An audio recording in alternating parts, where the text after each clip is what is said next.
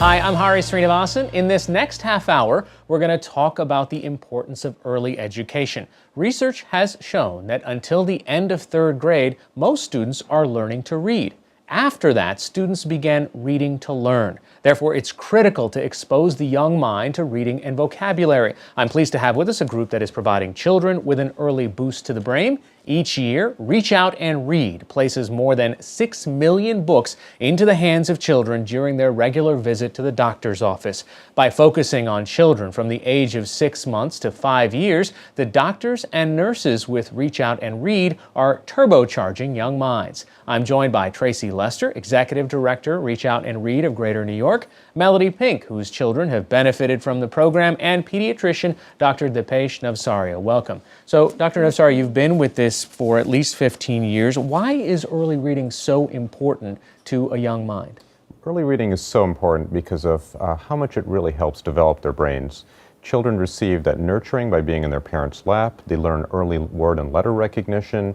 They learn what a book is. They learn that books have a beginning and a middle and an end. They have positive associations with it. So when they start preschool or kindergarten or anything else, and a teacher pulls out a book, they say, oh, it's a book. And they don't do what too many children do, which is to look at that and say, oh my goodness, what is that? Right. So if they didn't have that, why is it so hard to catch up? It's hard to catch up because the first 1,000 to 2,000 days of life are so critically important to children.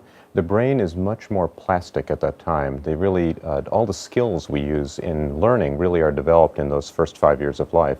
So we need to do it earlier. We don't have as great an ability to remediate later. We can, but it's just not as effective. So Traci, what's the role of a pediatrician in all this? Well, when you think about pathways to success for a child or for a family, you look at sort of who are the people or the institutions that have touched them along the way. And at Reach Out and Read, what we're saying is for families with new children or sort of early in their child's development, they often turn to their pediatrician for advice. So at Reach Out and Read, we're working with medical providers to promote literacy through the healthcare system. And we're doing it through pediatric well child exams. We're also, where families are seeing perhaps a nurse practitioner or even a family physician for a well child visit, we're saying that your doctor will be your partner in your child's development and help you to understand all the critical aspects of their healthy development. And early literacy is one of those. So, Melody, your kids have been going to a doctor that was part of the program for years now. Yes. The first time they got a book from the doctor's office, what did they think? They were like 6 months old. My oldest is 18. She was like 6 months old. And the doctor, Rosemary Jackson, introduced the book. She said it's tactile, it's mobile, it's age appropriate. She compared it to the ages and stages, which I thought was wonderful to have that support. A doctor as part of my village of raising my child, and Reach Out and Read, giving the doctor the book is also part of my village and helping me raise my child.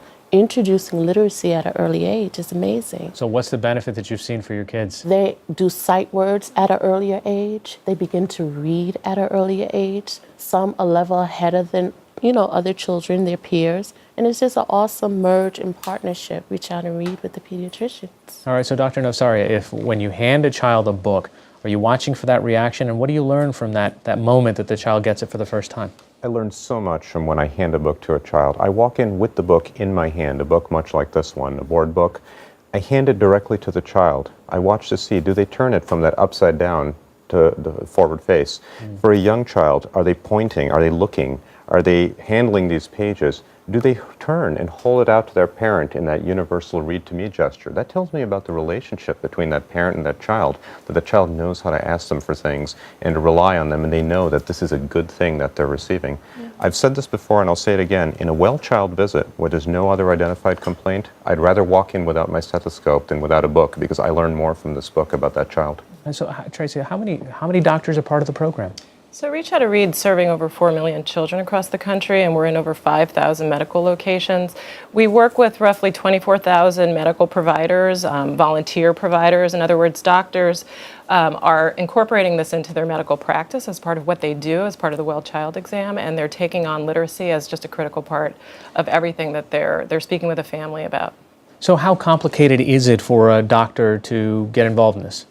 Well, if you go to reachoutandread.org, you can apply to be a Reach Out and Read program site through the organization's website. And it's a very simple process, and we really are targeting populations in high-need areas, particularly at-risk families. But our goal is to serve as many families as possible through this touch point.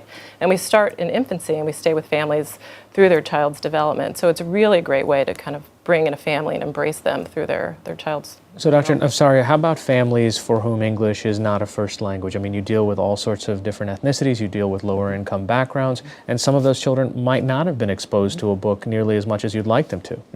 So certainly we encourage them to read together. We encourage them to look at the pictures. If the parents themselves have literacy issues, we suggest that they look at the pictures and talk about those, make up stories, things like that, while we connect them with adult literacy programs. For different ethnicities, I mean, the book I happen to bring today is in Spanish, and the children in there are of many different ethnicities. We want to make sure that children have an opportunity to see themselves as much as possible.